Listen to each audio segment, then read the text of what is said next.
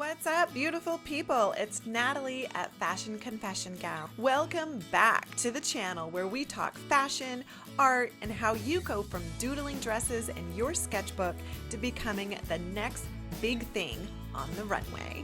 Today, we're diving into the secret sauce of becoming a fashion designer. And no, it's not just about looking fabulous while holding a sketchbook, although that helps. These skills are really important if you're looking to either work for someone else in the fashion industry or if you're looking to have your own fashion line and have your own business. So in both cases, you'll need these skills. If you're working for someone else, these skills need to be more pronounced. You have to have probably more experience, I would say, as well as a fashion education. However, if you're looking to start your own fashion business, you definitely can learn the skills that you need to on your own and have your own fashion business. So let's get into it.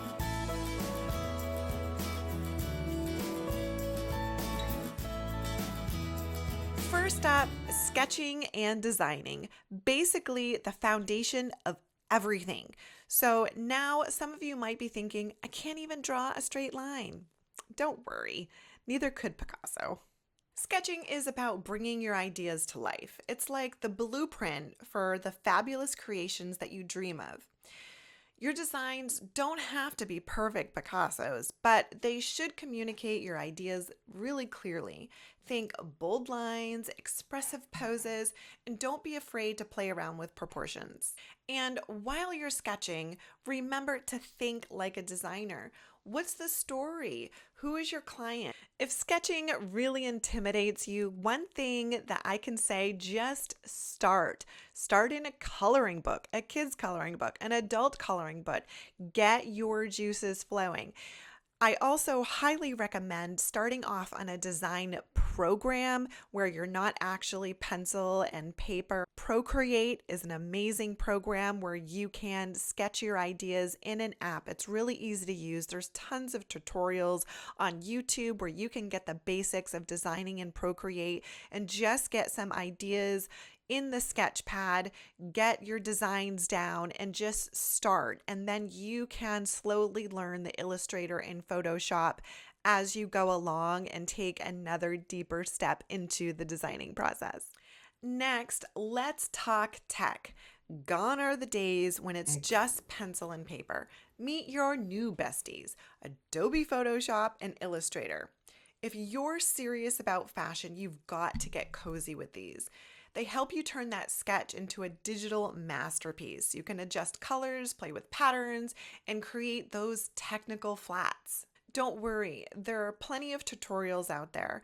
And yes, it'll take some time to get used to it, but once you do, oh honey, you're going to be making digital magic. Whew. Let's get our hands dirty because next on the list, pattern making and sewing. Once you've got your design idea, the next step is turning that vision into reality. And no, that does not happen with a understanding construction, how garments are made, how seams, darts, and hems work.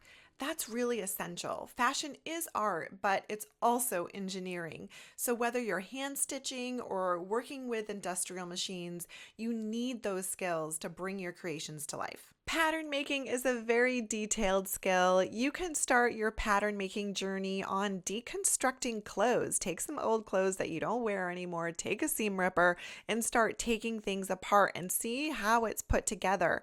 When you have all of the pieces in a line, you can actually pin them onto pieces of paper and cut out the shape of them and actually put them on a new piece of fabric and cut them out and make something new using the pattern pieces from your old garment. So you can get started that way. The most important part is you understand how garments are put together, where the seams are, why they're there, what the stitches are called, if it's a blind hem, if it's an overlock stitch. So just the basics foundation. So when you're designing, you have that knowledge when you're talking to a manufacturer who's going to be sewing these garments together and they're asking you these types of questions. Now, I know what you're thinking. Do I need to go to fashion school? Well, it can definitely help. Formal education gives you that structured way to learn everything from design principles to fashion history, and plus you'll make connections with industry professionals. But don't worry if school isn't your thing. Get yourself a mentor. Intern with designers, work backstage at fashion shows, and absorb as much as you can.